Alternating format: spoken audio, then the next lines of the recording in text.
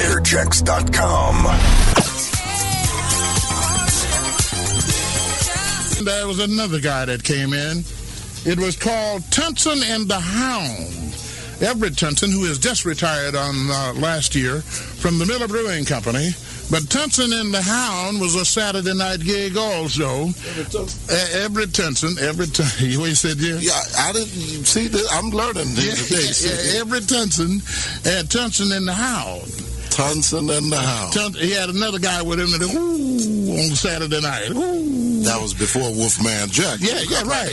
Tunson and the Hound. So Everett Tunson was on WRIT radio on Saturday night from midnight until dawn on Sunday morning. But show you how the hidden agenda factors of racism existed in the early system of radio. We either had to be on, and I'll get to that, we had to be on Saturday night, all night, from Saturday night 12 o'clock until early Sunday morning at 5, just to be on radio. So graveyard shifts. yeah, rating go down, you get thrown off. But Tunson and the Hound, and they were a successful combo, as Jim Fraser and I are working here together. And that was the year 1949 and 50. And then in 1949, late in 49, a guy came in to take the place of the departed Shorty Moore. His radio name is Manny Malden Jr. He is on WIMS every night here in the city right now, the college station. But they didn't call him Manny Malden when he first came. His name, and Lord knows if you see him today, I know he might be on the phone pretty soon. His name is Emmanuel Malden Jr. So he didn't like the Emmanuel part. He shortened it up and called it Manny Malden. I'm going to call him Emmanuel the next time I see him. I'll tell him what you told me. Or wait till I'm out of town. So Manny opened up this record shop on 6th and Walnut. In fact, the record shop stood where that Masonic Complex shopping center stands on 6th and Walnut today. Manny opened up. OB's funeral home was across the street, and Mamie, of Mamie's Ebony Lounge, Lamar Franklin's mom, who has now a club on 7th and Garfield, had right across the street the club next door to Manny's record shop and Knox's Music Cafe. Yes, I'll never forget those days. I hope Richard Carter out there, the editorialist from the Market Journal, is listening, because he'll remember these things very vividly. And Manny Malden was the first everyday black air personality that was on 6 days a week ever in the history of the city of Milwaukee. Do you recall what station he was on? He was on WMIL. WMIL. Okay.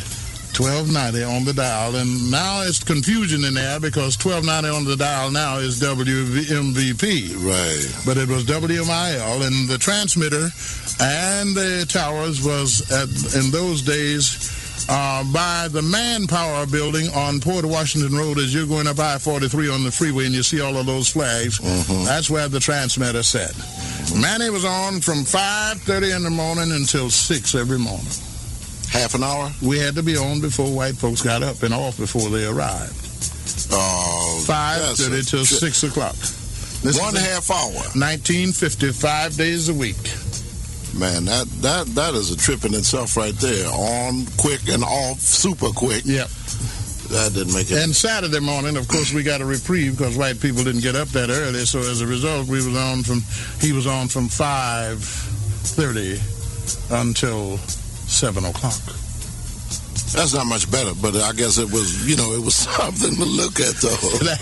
That was Manny Malden Jr. And out of Manny Malden Jr., Manny was the first individual to bring what we know now as the discos and all guys spinning records in every corner tavern you go to in clubs. And it was Emmanuel Malden Jr. who started that process with some young air personalities by the name of Larry Hayes, Chuck Smith, and O.C. White.